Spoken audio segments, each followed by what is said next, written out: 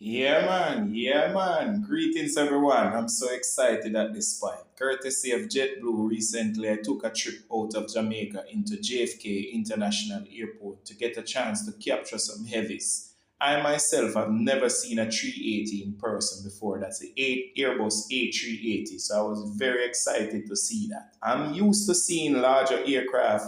I've seen the 777 land in Montego Bay, but I've never seen an A380 because those go to very few airports all over the world because they need specialized facilities to cater for. I felt like a kid in a candy store when I got to JFK. Man, that was something else. This airport was operating sometimes 3 active runways. There were landings, double takeoffs, you name it. It was a spot as heaven. So I definitely had to share this experience with you, my viewers and subscribers. The trip in was perfect. Not one hiccup on the way there, but except for getting to JFK, it was very low cloud cover.